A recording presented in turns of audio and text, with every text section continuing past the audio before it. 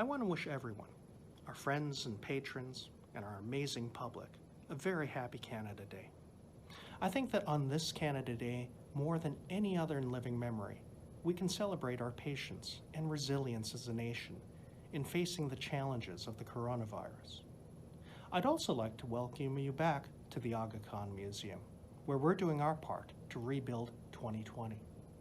Come see it for yourself and enjoy a safe and enjoyable visit to the museum. Can enter a cool strong and free with for the fat is eat the fat. We all strong and free with That was a message, a Canada Day message from our CEO and director, Henry Kim.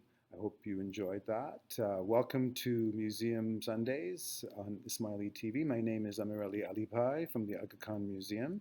And this week our theme is intertwined or interwoven encounters. And so we're continuing a little bit with the Canada Day theme, but it's also Kushali. So happy Kushali, Kushali Mubarak, everyone. I wish you and your families plenty of barakat and a great year, especially after these uncertain times. I hope things settle down for everyone. So, Kushali Mubarak. So to celebrate both Kushali and Canada Day, and we'll continue with our programming, we have 3 performances and 1 curator conversation. Our curator, Dr. Marika Serdar, gives a little talk on art and when it became political and whether it is political. We've heard a lot in the news about public art these days, and her enlightening talk will shed her perspective on this from the perspective of art history. We also have 3 performances, as I mentioned. We have 2 relative newcomers to Canada, and we have an Indigenous artist. So Lisa Ojeg is the Indigenous artist who will perform a hoop dance for you today, and we have Shahu Andalibi, who is actually a recipient of the Aga Khan Music Award this last year, the first Aga Khan Music Awards.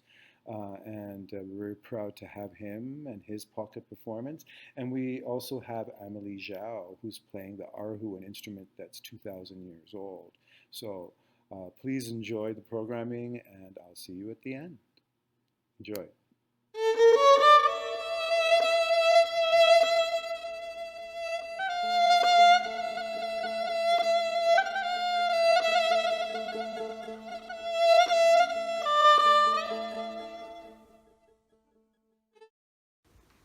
Hello everyone, my name is Emily Zhou. I'm an erhu musician based in Toronto. This instrument that I'm holding is called the erhu, and it's a Chinese fiddle instrument. This instrument has appeared in the central China for about 2,000 years now. And today I will be playing a few erhu repertoire for you. The first one I'm gonna play for you is called Crying River. It's rearranged from a northeast folk song, which was originally played on the guan.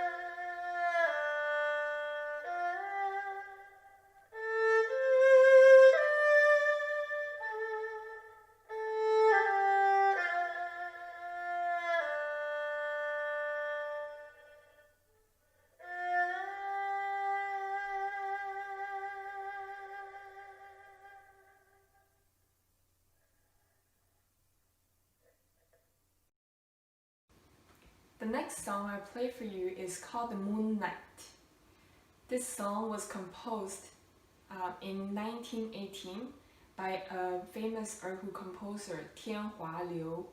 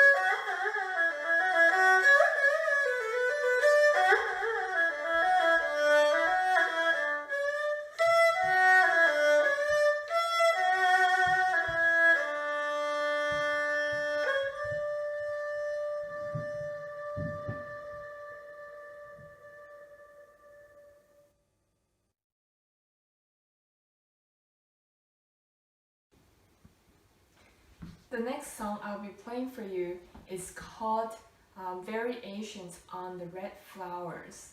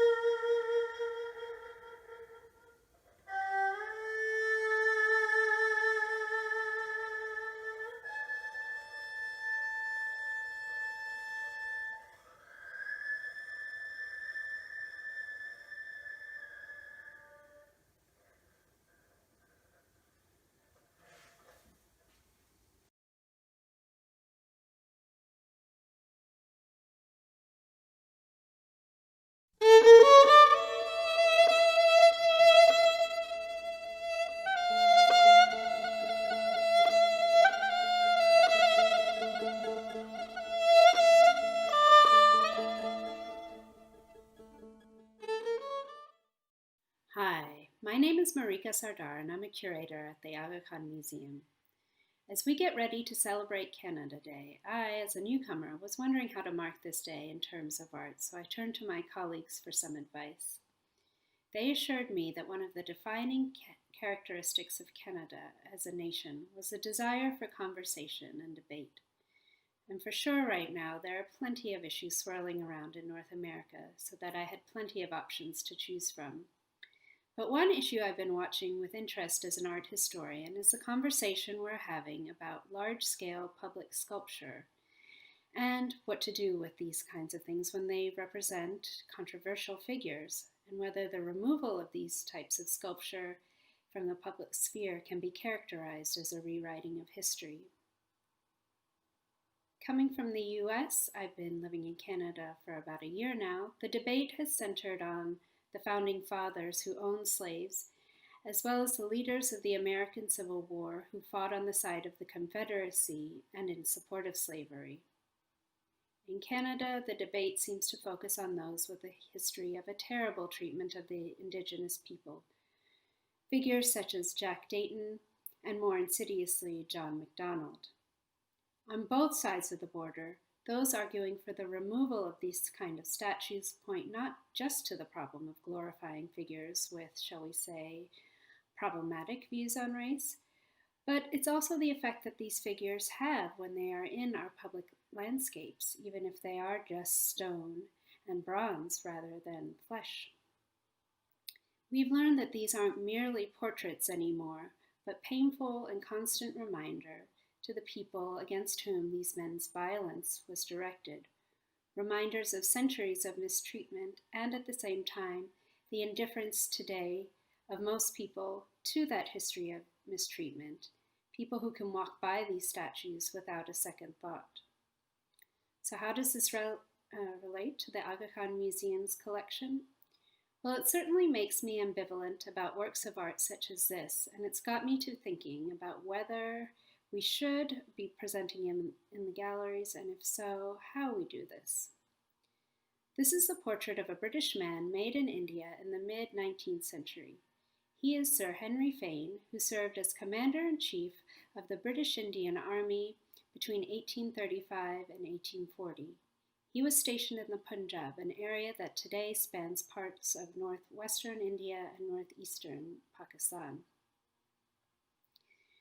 We could start by looking at this painting in terms of style, and we can see that it falls in line directly in the traditions of painting where Fane was resident in the Punjab. We recognize across all of these images a certain approach to modeling the body, a preference for a certain kind of color palette, as well as the use of a distinctive oval border along with spiraling vegetal motifs to frame the imagery. The paintings shown here are religious in nature, but Fane's portrait can also be seen to fall in line with portraits of other public figures from the region, including Maharaja Karak Singh, who came to power in September 1839, just before Fane's departure. And he is also shown on a terrace with a pierced stone balustrade. He's seated, he's got a sword, and the image is bounded by an oval-shaped frame. This portrait of Raja Hira Singh, who became the top minister in the Punjab in 1843, is similarly composed with terrace, sword, and frame, but in addition, he, like Fane, is seated on a chair, the depiction on chair versus bolster on the floor, carrying various political meanings. We can also do things like more precisely date the portrait by the medal attached to Fane's chest. It's the Medal of the Order of the Auspicious Star of the Punjab, created by Maharaja Ranjit Singh, Karak Singh's father and ruler of the Punjab between 1801 and 1839.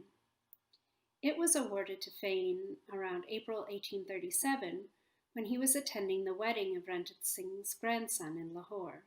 We might imagine, therefore, that the portrait was made at this time and was created by a court artist. But if we simply talked about style and dating in a label in the galleries, we would be avoiding dealing with the forces that caused this image to come into being in the first place. The fact is that at the time this painting was made, the British Army was attempting to expand its territories out from Bengal and Awadh and into the Punjab, where Fane was situated. The aforementioned Ranjit Singh was therefore of major interest to the British as a powerful monarch who had his own plans for consolidating power in the Punjab.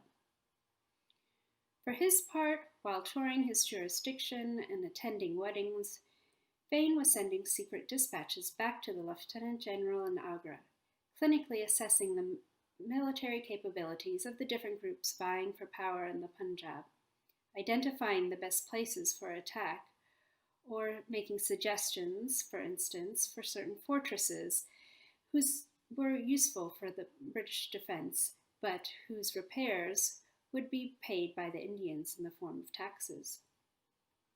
These papers survive, written and signed, in Fane's own hand, in the British Library, records that lay bare how the British planned to take over the Indian subcontinent and that would lead to the Anglo-Sikh Wars of 1845 to 1849.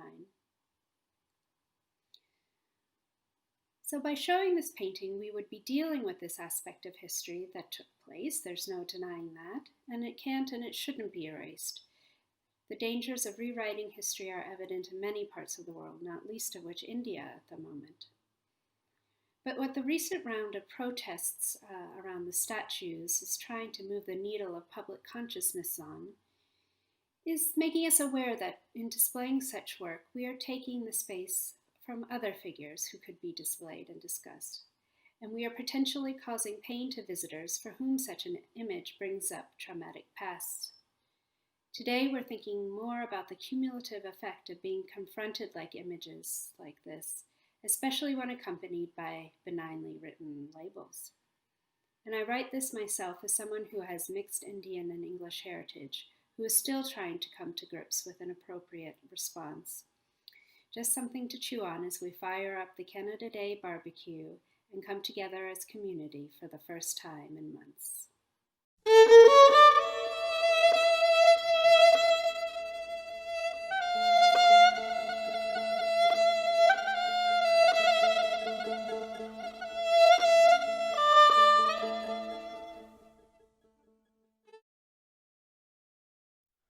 Hello everyone, my name is Shahan Dalibi. I am Iranian ney player, composer and Kurdish singer. This is pocket performance for the Aga Khan Museum and I invite you to listen my improvisation.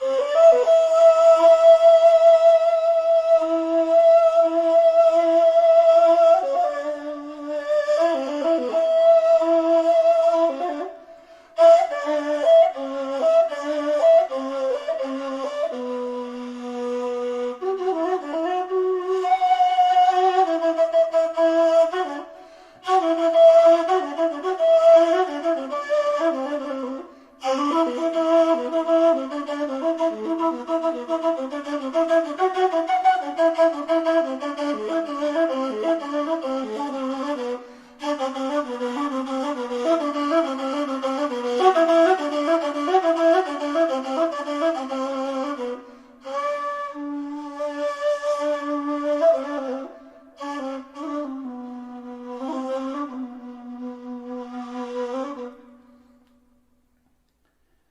وطن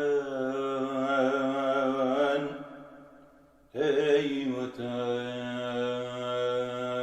تو با مزان چاوکانم آرزوی سیرانکم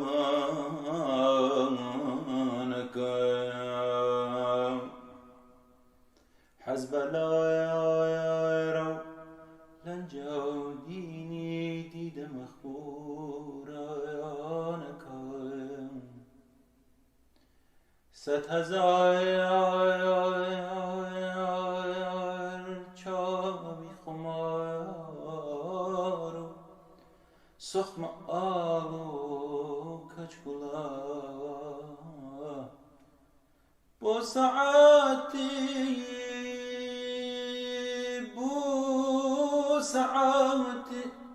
شادمانی خاککت قربانکم کردستانکم نشتمانکم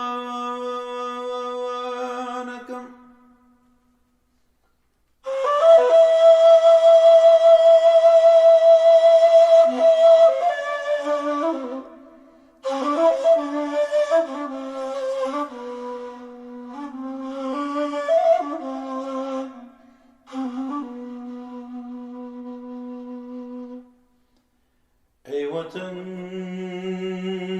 ای وطن گر خوا نخواسد دژمنی کت بیت پیش تێگەی و ساشرانە ئارزووی مەیدانەکەم ئارزووی مەیدانەکەم ئای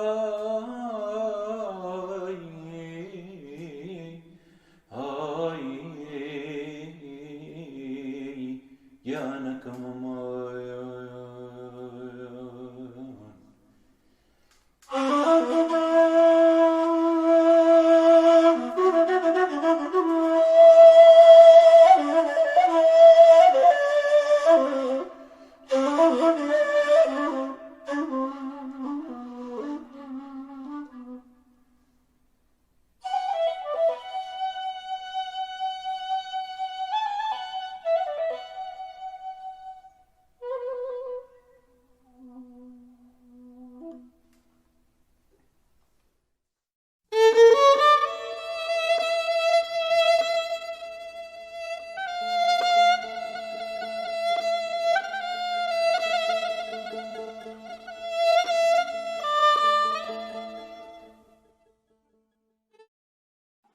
Hello, Ani. Welcome to Aga Khan Museum's pocket performance. My name is Lisa Ojig. I'm Odawa Ojibwe from Wikwemekong, Manitoulin Island. I live and work in the city of Toronto. I'm here today to share a very special dance with all of you called the Hoop Dance. The Hoop Dance is a storytelling dance and a teaching dance. These hoops create formations, designs, and symbols of nature, such as the trees, the plants, animals, and birds. This dance reminds us how we're all connected to these beautiful creations in Mother Earth and to each other, and to give thanks, and to always protect Mother Earth, our families, and each other as well, to protect our health. Traditionally, the hoop dance is a healing dance as well. The hoop dance originated in the Southwest, in the area of New Mexico and Arizona, and was passed on to other tribes and nations throughout North America to keep the dance strong and alive. A lot of hoop dancers today can dance with 1 hoop, 5 hoops, 10, 12, 15, 20, 21. But one thing about hoop dance is, and this is one of the teachings that I actually learned, is it's not how many hoops you have, it's what you can do with them. A lot of people ask me, who taught me how to hoop dance? And I think that's something really important to mention is always mention who your teacher is. My teacher was my uncle. His name is Gordy Ojig, and he taught me my first 12 hoops. Today I dance with 17. I think that's as far as I'll go to. I've been dancing with 17 hoops for quite a few years, actually. The hoop dance has brought me throughout different parts of North America. I've had the opportunity to perform all over Canada, throughout United States as well, and also overseas. I've had the opportunity to hoop dance in Korea, Italy, France, Holland, Israel, Palestine, Bethlehem, Jamaica, Mexico, just to name a few.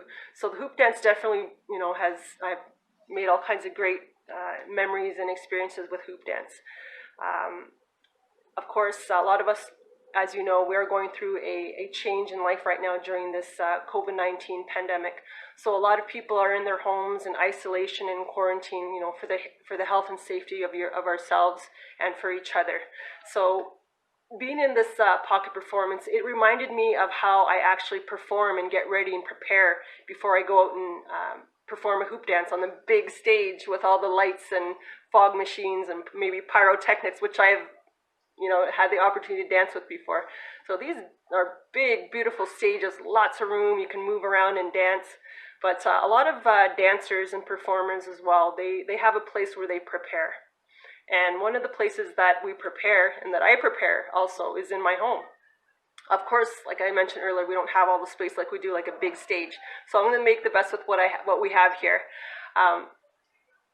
So the hoop dance, as I mentioned, is a storytelling dance and a teaching dance. These hoops create formations, designs, and symbols of nature, and always to give thanks for these beautiful creations in life. Hoop dancers, when we're out there, we never dance for ourselves. We're always dancing for others, because there are people in this world that may not be able to dance or move their legs like we can.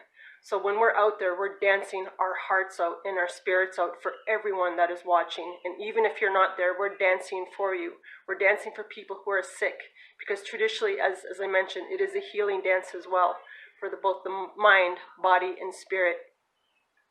So when we're out there dancing, we're thinking of people that may not be there or maybe that have passed on. And as I mentioned, we are dancing our hearts out. We're dancing to that drum. The drum and the singing is good medicine as well. And traditionally, the hoop dance, the hoops were made from willow branches or reed. Today, a lot of hoop dancers dance with the plastic hoops, but still that meaning is definitely still there. There are some hoop dancers that I know today that still dance with the traditional reed hoops. They're little thin wooden hoops, and they usually last. I have a good friend who dances with the traditional reed hoops, and he was telling me that he has to change his hoops after a year.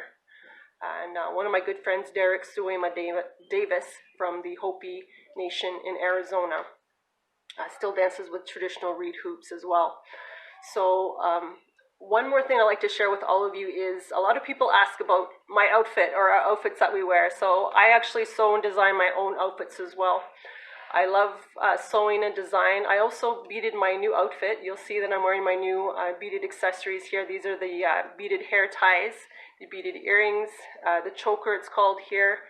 And of course you'll see my barrettes, and you'll see my leggings and moccasins in a few minutes here for hoop dance. So I enjoy it. It's a part of my culture. I'm very proud to be Anishinaabe and from beautiful Manitoulin Island. I really miss home right now, and a lot of people, I know we cannot be doing any traveling at this time, only essential travel, and I think it's a safe time. The only time I would like to go back home to Manitoulin is when it's safe to do so, because the last thing I want to do is pick up any, I don't want to pick up any of this virus, this invisible enemy that we're fighting.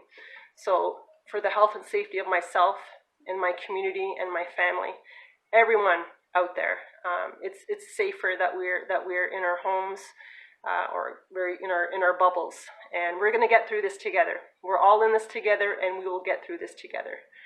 We must stay safe, and I'm praying for everyone. We're here, we're dancing for you. Even though we're in our homes, we're dancing for you. Again, how we balance we have to balance our mind, body, and spirit. We must stay positive and be strong for each other. We will get through this. And thank you so much for having me, and welcome to Pocket Performance. And I will share this hoop dance with all of you. Chimigwach, thank you. Thank you.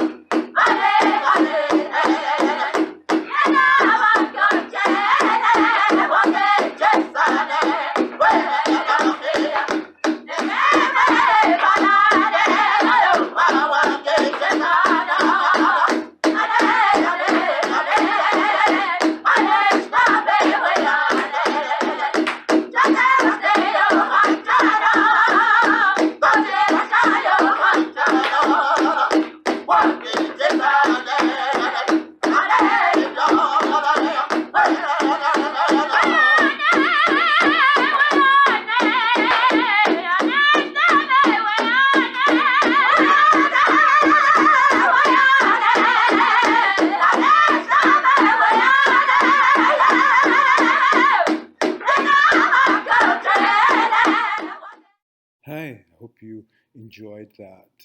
Isn't that arhu an interesting instrument? It reminds me of a Comanche. I mean, they're similar instruments, but really, I thought that was stunning. And Lisa, with those hoops, she's amazing. She's performed many times at the Aga Khan Museum over the years, and so we're really happy that you had a chance to see that. Remember, you can catch this and other programming on an ongoing basis at our Museum Without Walls at agakhanmuseum.org. Again, Kushali Mubarak. Enjoy the rest of your day and the warm, hot weather. Bye for now.